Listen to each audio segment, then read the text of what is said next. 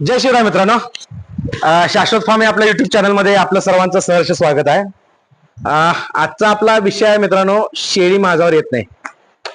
तत्पूर्वी मला सांगा मित्रांनो, कशा आहात? शेळी पालन कसं चालू आहे? पावसाळा चालू झालाय, थोडे आजार वगैरे आता पावसाळ्यात जास्त असतात. आपल्या शेळ्यांची, आपल्या जनावरांची काळजी घ्या. आणि नवीन जे माझे शेळी पालक आपला हा व्हिडिओ पहिल्यांदा पाहत असेल तर त्यांना एक विनंती आहे की आपण आपलं चॅनल सुरू केल्यापासून बरेच असे व्हिडिओ बनवलेले आहेत जे खास नवीन शेळी पालकांसाठी आहेत. नवीन शेळी पालन सुरू करणाऱ्यांनी काय करावं, काय करू नये, कोणत्या चुका टाळाव्यात, कुठं ते फसवले जाऊ शकतात, कोणत्या कोणत्या गोष्टीची त्यांनी काळजी घेणं गरजेचं आहे, या सर्व गोष्टींचा विचार करून आणि नवीन शेळी पालकांना त्यांची त्या गोष्टींची कशा पद्धतीने मदत करता येईल या सर्वांचा विचार करून आपण काही व्हिडिओ बनवलेले आहेत. ते सर्व व्हिडिओ आपल्या युट्यूब चॅनलवर उपलब्ध आहेत. तर माझी तुम्हाला विनंती आहे, जर आपण नवीन असाल शेळी पालनामध्ये आणि आपल्या चॅनलवर देखील नवीन असाल, हा पहिलाच व्हिडिओ पाहत असाल, तर तुम्ही आपले सुरुवातीचे सर्व व्हिडिओ पहा, जेणेकरून तुम्ही जेव्हा शेळी पालन चालू करणार आहात तेव्हा तुम्हाला अयशस्वी होण्याची कोणतीही भीती राहणार नाही आणि तुम्हाला यश हे 100% मिळेल. तर मग मित्रांनो, आता आपण वळूया आपल्या आजच्या विषयाकडे. शेळ्या माझ्यावर येत नाहीत. आपले मागील पण काही व्हिडिओ होते, त्याच्यात कमेंटमध्ये हा प्रश्न वारंवार विचारला गेला होता किंवा यावर व्हिडिओ करा अशी बरेच लोकांनी विनंती केली होती. त्यामुळे आज हा व्हिडिओ करायचा विचार केला. आणि ही एक प्रमुख समस्या आहे मित्रांनो, नवीन शेळी पालक असोत किंवा जुने शेळी पालक असोत, त्यांच्या समोर येणारी ही प्रमुख समस्या आहे. बऱ्याच जणांना ही समस्या भेडसावत असते की शेळ्या माझ्यावर येत नाहीत. विशेष करून नवीन शेळी पालकांना जेव्हा ते नवीन शेळी पालन सुरू करतात त्यावेळेला त्यांना ज्या समस्या येतात त्यातली ही एक मुख्य समस्या आहे. त्यांना सुरुवातीला कोणत्या समस्या येतात, तर खरेदी करताना फसवलं जाणं, शेळ्या खराब लागणं किंवा शेडवर आल्यानंतर वेगवेगळे आजार येणं, त्यात मरतूक होणं, औषधोपचाराची नीट माहिती नसणं, हे ज्या समस्या आहेत. त्याच्यासोबत अजून एक समस्या असते की शेळ्या नवीन आणलेल्या माझ्यावर येत नसतात. बरेच आपण गाभण शेळ्या वगैरे किंवा पिल्लांसहित शेळ्या आणतो, त्यांचं वेत होतं किंवा पिल्लांच्या शेळ्यांचे पिल्लं मोठे होतात, पण त्याच्यानंतर लवकर माझ्यावर येत नाहीत. मग नवीन शेळी पालकाला लक्षात येत नाही की बाबा काय चुका लागले किंवा कशामुळे हे असं व्हायला लागले की शेळ्या 6-6 महिने माझ्यावर येत नाहीत. मग ही एक प्रमुख समस्या आहे आपल्या शेळी पालकांच्या समोरची. त्यामुळे आज आपण ह्याच्यावर सविस्तरपणे चर्चा करू. हे का होतं, कशामुळे होतं, याच्यावर उपाय काय आहेत, या सर्व गोष्टींची आपण इथे चर्चा करू. तर पहिल्यांदा मित्रांनो, आपण पाहू की शेळी माझ्यावर न आल्यामुळे आपली काय काय नुकसान होऊ शकतं. तर शेळी माझ्यावर न आल्यामुळं आपलं सर्वात मोठं नुकसान होतं म्हणजे शेळी जास्त काळ भाकड राहते. भाकड राहते म्हणजे काय, एक तर ती गाभ पण नसते आणि तिच्या खाली पिल्लू नसतात दूध पिणारं. तिचं जे पहिल्याचं पिल्लू असेल कदाचित ते मोठंही झालेलं असेल, छोटे पिल्लू दूध पिणारं नसतं. म्हणजे ज्या काळात शेळीनं गाभ राहणं किंवा काही काळानं पिल्लू देणं हे अपेक्षित असतं, तर त्या काळात ती ते न देता अजून माझ्यावरच आलेली नसते. त्यामुळे हा भाकड काळ वाढत जातो. त्यामुळे आपला जो खाद्यावरचा खर्च आहे तो वाढत जातो. शेवटी आपण शेळीला जे खाद्य घालत असतो तो खर्च आपण कुठून भरून काढत असतो, तर तिला होणाऱ्या पिल्ल्यातून, त्यातून जे आपण विक्री करतो त्यातून तो भरून काढत असतो. मग जर शेळीला पिल्लूच लवकर होत नसेल आणि त्याला फार मोठा काळ जात असेल, तर तो खावणारा खाद्यावरचा खर्च हा आपल्यावरचं एक्स्ट्रा बर्डन असतं आपल्यावरचं. आणि समजा शेळी माझ्यावरच आली नाही, ती गाभच राहिली नाही, पिल्लू झालं नाही, तर आपण विक्री काय करणार आणि आपलं आर्थिक जे नियोजन आहे ते सर्व कोलमडून जातं. एका दृष्टीने शेळी पालकाच्या डोक्यावर आर्थिक बोजा या गोष्टीमुळे तयार होऊ शकतो. तर हे सर्वात मोठं नुकसान आहे आपल्या शेळी पालकांचं, जे शेळी माझ्यावर न येण्यामुळे होत असतं. तर आता मित्रांनो पाहू की प्रमुख कारणे कोणते शेळी माझ्यावर न येण्यामागची.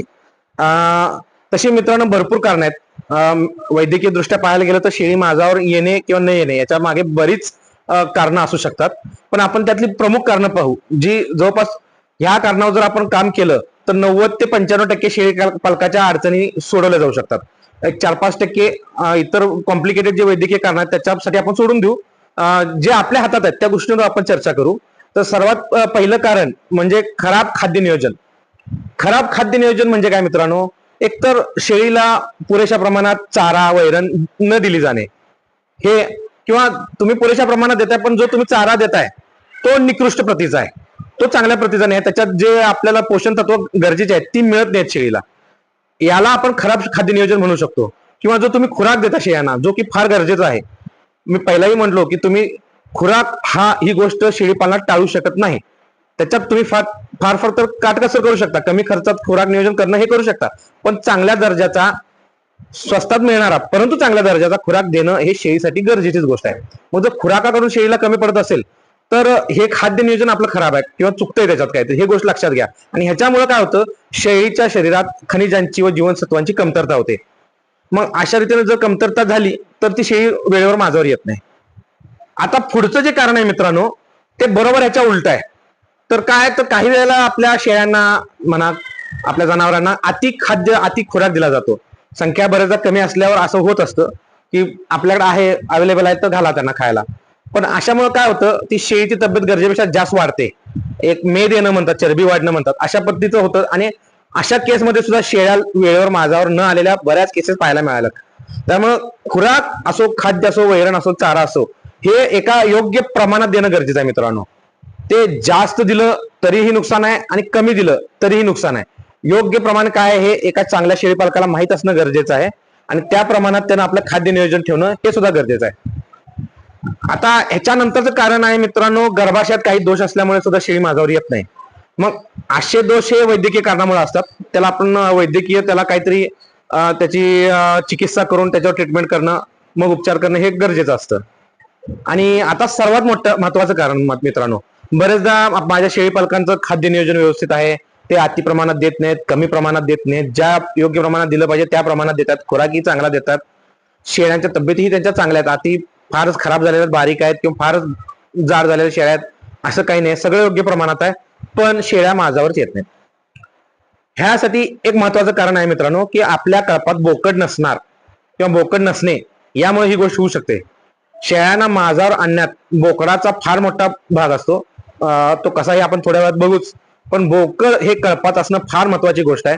जर ते बोकड आपल्या कळपात नसेल तर शेळ्या बरेचदा माझावर येत नाहीत, वेळेवर माझावर येत नाहीत, किंबहुना काही वेळा माझावर आल्या तरी आपल्या त्या लक्षात येत नाहीत, कारण ते काम बोकडाचं असतं, माज ओळखणे वगैरे.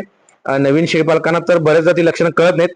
बरेचदा जुन्या शेळी पालकांनाही अगदी मुक्का माज वगैरे म्हणतात शेळ्यांचा, असे माज असलेले शेळीचं लक्षण ओळखता येत नाहीत जुन्या शेळी पालकांना, अनुभवी शेळी पालकांना सुद्धा.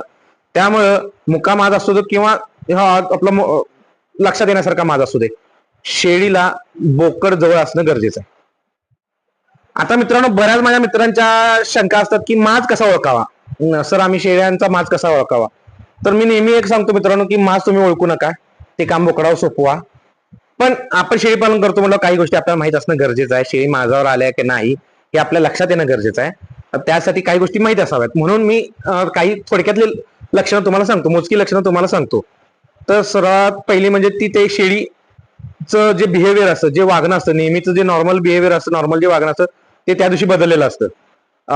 ती एकतर फार फेऱ्या मारायला चालू करते, दुसऱ्या शेळ्यांच्या अंगावर उड्या मारायला चालू करते, बोकडासारखं वागायला चालू करते, किंवा बऱ्याचदा शेळीच्या योनीमधून चिकट असा स्त्राव येतो, अगदी काचेसारखा ट्रान्सपरंट स्त्राव असतो, किंवा शेळी स्वतः बोकडाकडे जाण्याचा प्रयत्न करायला चालू करते, किंवा बोकड समजा तिच्या जवळ नसेल, वेगळ्या कप्प्यात असेल तर त्या बाजूला जाण्याचा प्रयत्न करते, दुसऱ्या शेळींच्या मागे लागते.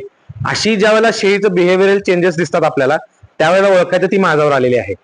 ही सर्व लक्षणं एका वेळेस दिसतील असं काही नाही मित्रांनो. ह्यातील एकच लक्षण सुद्धा दिसू शकतं, किंवा 2 किंवा 3 किंवा जास्त लक्षणं सुद्धा दिसू शकतात. त्यामुळं यातली एक जरी लक्षण दिसत असेल तर शेळी माझ्यावर आल्या हे आपल्याला ओळखता आलं पाहिजे. आणि हे अनुभवानं तुम्हाला ऑटोमॅटिक जमत जाणार आहे मित्रांनो, त्याची फारशी काळजी करू नका. नवीन असाल तर काही वेळा तुम्ही फसाल, लक्षात येणार नाही, किंवा माज नसताना माज आहे असं वाटेल तुम्हाला. पण जसं तुम्हाला अनुभव येत जाईल त्यावर तुम्ही एकदम परफेक्ट व्हाल या गोष्टीमध्ये, माज ओळखण्यात. आणि तुम्ही परफेक्ट व्हायच्या अगोदर एक बोकड आणून ठेवा, तो तुमचं काम करून टाकेल. आता मित्रांनो, एक फार महत्वाची गोष्ट समजून घेऊया. खरं तर बरेच शेळी पालक म्हणा किंवा बरेच ठिकाणी जिथं ट्रेनिंगला आपण जातो, जिथं प्रशिक्षण दिलं जातं, तिथं ही गोष्ट सांगितली जात नाही, किंवा फारशी त्याला महत्व दिलं जात नाही, गरजेची वाटत नाही. पण माझ्या दृष्टीने ही गोष्ट महत्वाची वाटली म्हणून मी तुम्हाला सांगतोय. शेळी माझावर येणे म्हणजे नक्की काय, हे गोष्ट आपल्याला लक्षात आली पाहिजे. तर शेळी माझावर येणे म्हणजे नक्की काय हे पाहू आपण. माझावर येणे ही एक नैसर्गिक प्रक्रिया आहे. ती साधारण दर 21 दिवसानं किंवा 2 माझांच्या मध्ये किमान 21 दिवसांचं अंतर असणं गरजेचं असतं. ज्या वेळेला ह्यापेक्षा अंतर कमी होतं किंवा 8-10 दिवसात शेळी परत माझावर येते, त्यावेळेस शेळीच्या गर्भाशयात किंवा तिच्या माझावर येण्याच्या प्रक्रियेत काहीतरी प्रॉब्लेम झालेला आहे हे ओळखावं आणि डॉक्टरांशी संपर्क साधावा. कारण 2 माझांच्या मध्ये किमान 21 दिवसांचं अंतर असणं हे गरजेचं आहे. बरेचदा हे अंतर वाढू शकतं. दर 21 दिवसाला शेळी माझावर येईल असं काही नाही. काही वेळेला 21 दिवसाला आज माझावर आली, परत 21 दिवसांना माझावर आली नाही, आणि त्याच्यानंतर कधीतरी माझावर आली, असं होऊ शकतं. पण 21 दिवसापेक्षा कमी अंतर होत नाहीये शेळ्यांच्या मध्ये. त्यामुळे हे आपल्याला लक्षात ठेवणं गरजेचं आहे. आता शेळी माझावर येते त्यावेळेला नक्की काय प्रक्रिया होते, तर तिच्या शरीरात अंतर्गत काही महत्वाच्या गोष्टी घडतात. शेळीचं शरीर हे फार हुशार असतं, सर्वच प्राण्यांचं शरीर हे हुशार असतं, कारण शरीरात होणाऱ्या घडामोडी ज्या असतात, ज्या प्रक्रिया असतात, ते शरीर कधी कोणती प्रक्रिया करायचं हे शरीर ठरवत असतं. आपण बाहेरून फारसं काय ठेवू शकत नाही. आता तुम्हाला एखाद्या विषाणूची बाधा झाली तर त्याला मारण्यासाठी शरीर आपलं तापमान वाढवतं, त्याला आपण ताप आला म्हणतो. तर हे शरीराने केलेली क्रिया आहे. त्याला लक्षात येतं की बाबा नको असलेला एखादी विषाणू जीवाणू आलेला आहे, त्याला मारलं पाहिजे, त्याच्यावर हमला केला पाहिजे, त्याला त्यासाठी शरीराचं तापमान वाढवणं गरजेचं आहे. म्हणून ते शरीराचं तापमान वाढवतं आणि त्याला मारण्याचा प्रयत्न करतं. जी आपली जी रोगप्रतिकारक क्षमता रोगप्रतिकारक शक्ती असते ती त्याच्या विरुद्ध कामाला लागते. मग असंच शरीराचं शरीर सुद्धा शेळीचं शरीर सुद्धा ठरवतं की शेळी कधी माझ्यावर आली पाहिजे. ज्यावेळी शेळीच्या शरीरात सर्व खनिजे जीवनसत्वे यांचं योग्य प्रमाण आहे, शेळीला कुठली गोष्टीची कमतरता नाहीये, त्यावेळी शरीर ठरवतं की आता शेळी माझ्यावर यायला हरकत नाही. असं का? तर ज्यावेळेस सर्व गोष्टींची पूर्तता आहे, सर्व गोष्टी योग्य प्रमाणात आहेत, त्याच वेळेला शेळी एखाद्या पिल्लाला तिच्या गर्भाशयात झोपासू शकते. त्यामुळे शरीर निर्णय घेतं की तिनं कधी माझ्यावर यायचं, ती प्रजननासाठी केव्हा तयार आहे, हे शरीर निर्णय घेतं. आणि ज्यावेळा शेळी माझ्यावर येते तेव्हा तिच्या गर्भाशयाचं तोंड हे उघडलं जातं. जेव्हा शेळी माझ्यावर येते आणि बोकड तिला क्रॉस होतो त्यावेळेला गर्भाशयाचं तोंड उघडं असल्यामुळं बोकडाचे जे शुक्राणू आहेत ते त्या गर्भाशयात प्रवेश करतात आणि ते शेळीचे जे स्त्रीबीज असतं त्याचं फलन होऊन पिल्लू तयार व्हायची प्रक्रिया पुढे चालू होते. हे फार गुंतागुंतीचं आहे, ह्याच्यात जास्त आत जायला नको. पण थोडक्यात आपल्याला हे लक्षात यायला पाहिजे की शेळी माझ्यावर येते म्हणजे काय होतं आणि ती कधी माझ्यावर येते, कोणत्या गोष्टी महत्वाच्या आहेत शेळीला माझ्यावर आणण्यासाठी. त्यासाठी ही गोष्ट सांगितली की शेळी माझ्यावर येते म्हणजे ज्यावेळी तिच्या शरीरात सर्व पोषक द्रव्य योग्य प्रमाणात आहेत त्यावेळी तिचं शरीर निर्णय घेतं की ती आता माझ्यावर येऊ शकते, ती प्रजनन प्रक्रियेसाठी तयार आहे, तिच्या गर्भाशयात पिल्लाला सांभाळण्याची ताकद आहे. अशा वेळेला शेळी माझ्यावर येते. मग त्यासाठी मित्रांनो आपलं आहार नियोजन चांगलं असणं गरजेचं आहे. जेव्हा शेळीला आपण सर्व अन्न घटक म्हणा, जीवनसत्वे, खनिजे योग्य प्रमाणात देत असतो त्यावेळेला शेळी योग्य वेळेला माझ्यावर येते. तिच्या बरोबर वेळेला ती माझ्यावर येऊन ती गाभ सुद्धा जात असते. मग त्यावेळेला आपल्याला फारशा अडचणी येत नाही. आता मित्रांनो आपण उपाय पाहू. उपाय म्हणजे जेव्हा शेळी वेळेवर माझ्यावर येत नसेल तेव्हा कोणते कोणते उपाय आपण करू शकतो ते पाहू. जसं की मी म्हटलो ही एक नैसर्गिक प्रक्रिया आहे, त्यामुळे ह्याच्यात औषधांचा फारसा उपयोग होत नाही असा माझा अनुभव आहे. शेळी हिटवर आणण्यासाठी बरेच औषध आहेत, ते देतात लोक, बरेचदा ती हिटवर त्या औषधामुळे येते किंवा नाही पण येत. पण जी नैसर्गिक प्रक्रिया ती नैसर्गिकरित्या झालेली चांगली. पण काही औषधं असतात जी तिचे जर खनिजांची किंवा जीवनसत्वाची कमतरता असेल तर ती बळून काढतात आणि त्यामुळे शेळीच्या शरीरात त्या सर्व गोष्टींची पूर्तता झाली की ते शेळी माझ्यावर येते. अशी औषधं आहेत ती आपण वापरू शकतो. पण नैसर्गिकरित्या आहार नियोजन होऊन तिच्या शरीरात नैसर्गिकरित्या सर्व गोष्टींची पूर्तता होऊन ती माझ्यावर येणं महत्वाचं असं माझं मत आहे. औषध गोळ्यांच्याहून तात्पुरती पूर्तता करून माझ्यावर आणली आणि नंतर त्याचे काही दुष्परिणाम होत असले तर कशासाठी तो परीक्षा करा. आपण नैसर्गिकरित्या आहार नियोजन चांगलं ठेवणं हे कधी उत्तम. दुसरी महत्वाची गोष्ट मित्रांनो, मगाशी मी बोललो तसं बोकड कळपत असणे हे फार महत्वाचं आहे. तुम्ही बरेचदा अनुभव घेतला असेल, जे आपले जुने शेळी पालक आहेत त्यांनी अनुभव घेतला असेल, जी शेळी ज्यावेळेला माझ्यावर येत असते किंवा शेळी भरवण्याची जेव्हा प्रक्रिया चालू असते तेव्हा बोकडाच्या शरीराला वेगळा वास असतो. तो वास शेळ्यांना माझ्यावर आणण्यासाठी फार महत्वाचा आहे. त्या वासानं बरेचदा शेळ्या हिटवर येतात, माझ्यावर येतात.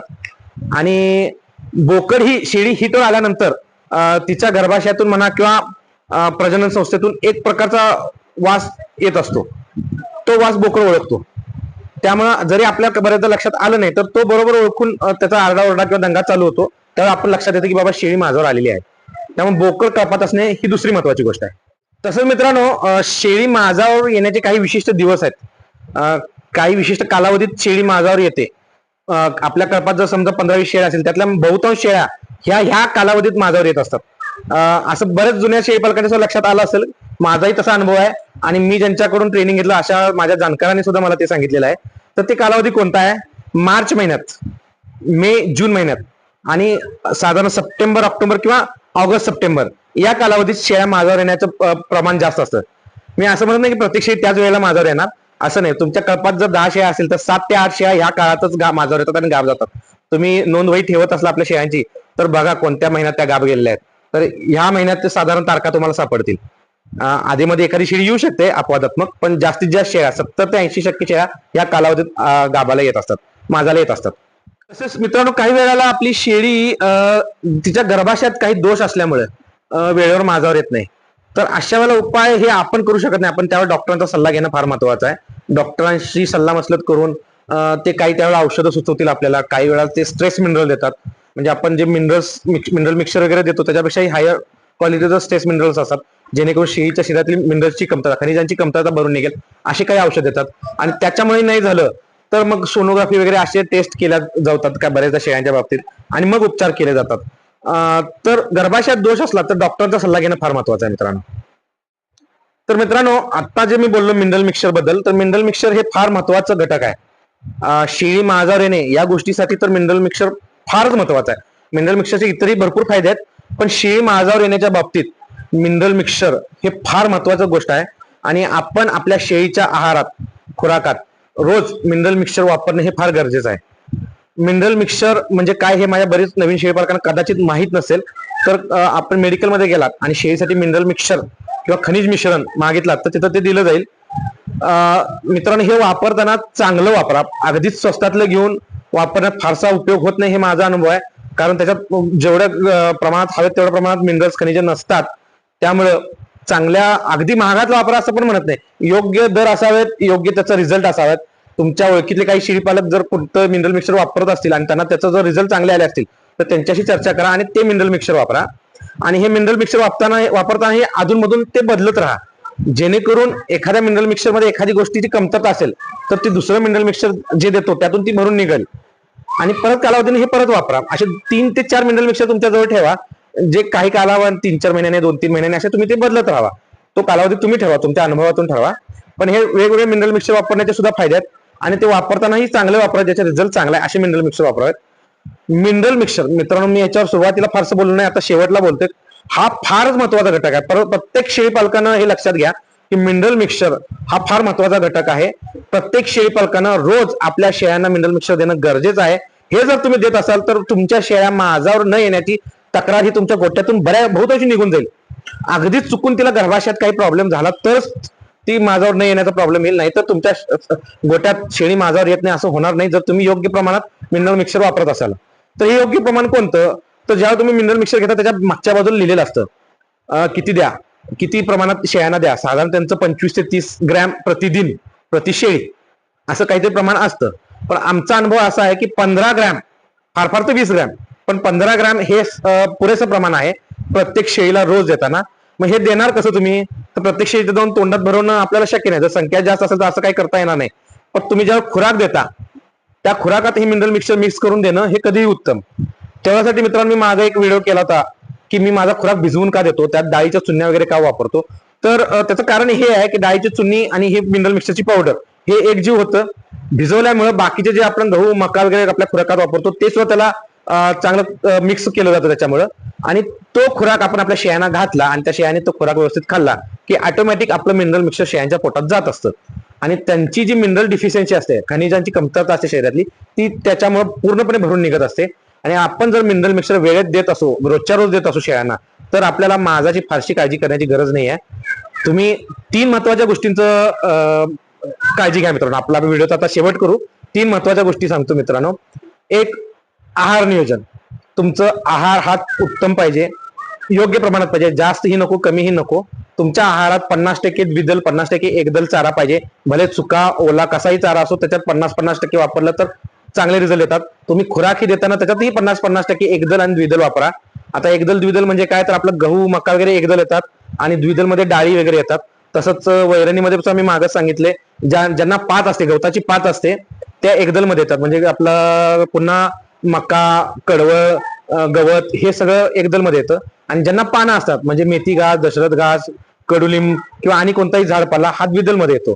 ह्यांचं प्रमाण वापरण्यासाठी शेळ्यात वापरायचं म्हणजे 50-50% वापरलं पाहिजे, खुराकातही, आहार आणि चाऱ्यातही. हे झालं आहार नियोजन. दुसरी महत्वाची काळजी म्हणजे बोकड. आपल्या कळपात बोकड असणं महत्वाचं आहे. तुमच्या जर 4 ते 5 शेळ्यांच्या वरती शेळ्या आहेत तर बोकड असणं फार महत्वाचं आहे. तुमच्या 2-3 शेळ्या असतील तर बोकड ठेवणं तुम्हाला आर्थिकदृष्ट्या परवडणार नाही. त्याही केसमध्ये बोकड असावा खरं तर, कारण त्या 2-3 शेळ्या माझ्यावर येण्यासाठी जमवतात. मग पण 2-3 शेळ्यामध्ये एक बोकड ठेवणं हे आर्थिकदृष्ट्या परवडत नाही, मला सुद्धा मान्य आहे. मग त्याच्यातून तुम्ही काहीतरी मार्ग तुम्ही काढू शकता, जवळच्या एखाद्या बोकडाकडे घेऊन जाणे वगैरे असं काहीतरी करू शकता. पण बोकड आपल्या कळपात असणे फार महत्वाचं आहे मित्रांनो. आणि तिसरा आणि सर्वात महत्वाचा, जो आता मी शेवटला बोललो, मिनरल मिक्सचर. तुमच्या शेळ्यांच्या आहारात रोजच्या रोज एकही दिवस गॅप न ठेवता मिनरल मिक्सचर वापरा मित्रांनो. मी कुठल्याही मिनरल मिक्सचर कंपनीचा एजंट वगैरे काही नाही आहे, मी कुठल्याही कंपनीचं नाव घेतलं नाही आहे. तुम्हालाच सांगितलं की तुम्ही तुमच्या जवळच्या शेळी पालकांना भेटा, त्यांना कुठल्या कंपनीचे रिझल्ट चांगले वाटले त्या कंपनीचं वापरा. पण वापरा का वापरा, तर त्याच्यानं तुमचं शेळी माझ्यावर येणं आणि त्याच्यावर इतर औषध उपचार किंवा इतर उपचार करणं ह्यातला खर्च टळला जाणार आहे. आणि मिनरल मिक्सरचे इतरही भरपूर फायदे आहेत आपल्या शेळी पालनात. त्यामुळे मिनरल मिक्सर हे वापरलं गेलं पाहिजे. मी तुम्हाला कधीही टॉनिक वापरा किंवा एखादं इंजेक्शन शेळीची तब्येत सुधारण्यासाठी वगैरे वापरा याची काय म्हणतात आठास करणार नाही किंवा वापराच म्हणणार नाही. पण मिनरल मिक्सरच्या बाबतीत मी म्हणेन की ते नक्कीच वापरलं पाहिजे मित्रांनो. तर मित्रांनो आजचा हा व्हिडिओ इथं संपूया आपण. तुम्हाला कसा वाटला व्हिडिओ तो सांगा.